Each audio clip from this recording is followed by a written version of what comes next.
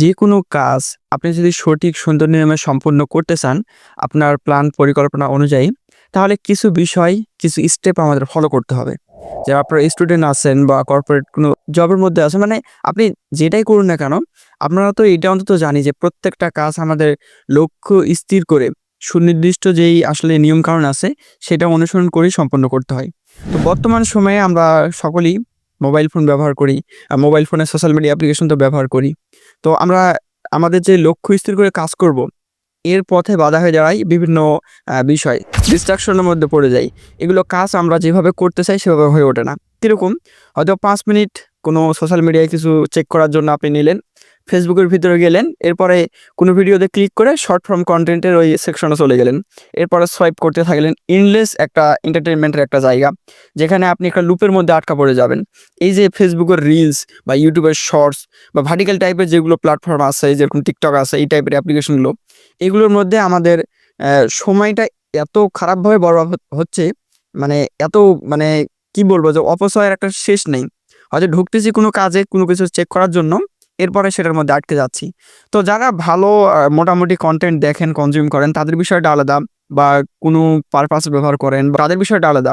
কিন্তু আমরা যারা স্টুডেন্ট আছি, পড়ার ফাঁকে ফাঁকে হয়তো একটু সময় যাই একটু কোনো কিছু দেখার জন্য বা কিছু সার্চ করার জন্য, এরপরে সেই লুপের মধ্যে আটকা পড়ে যাই।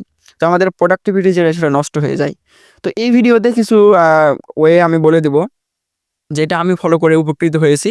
আশা করি আপনারা উপকৃত হবেন।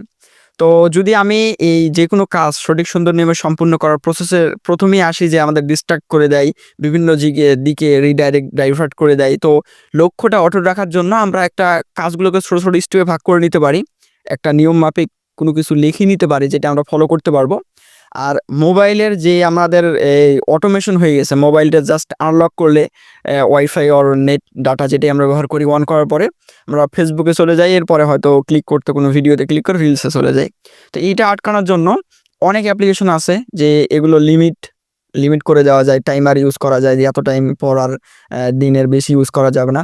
কিন্তু রিসেন্টলি কিছু আমি একটা অ্যাপ্লিকেশন ফাইন্ড করেছি, স্টে ফ্রি নাম, যেটার মধ্যে আপনি ফেসবুকের রিলস স্টোরিগুলো ব্লক করে রাখতে পারবেন, ইউটিউবের শর্টস ব্লক করে রাখতে পারবেন।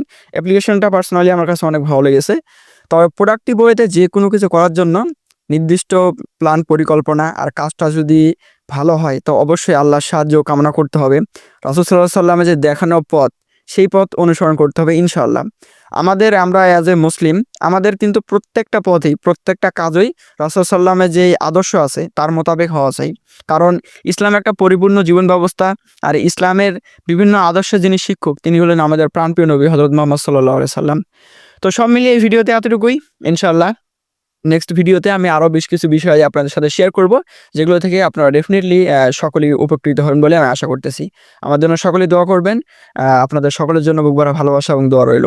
আসসালামু আলাইকুম।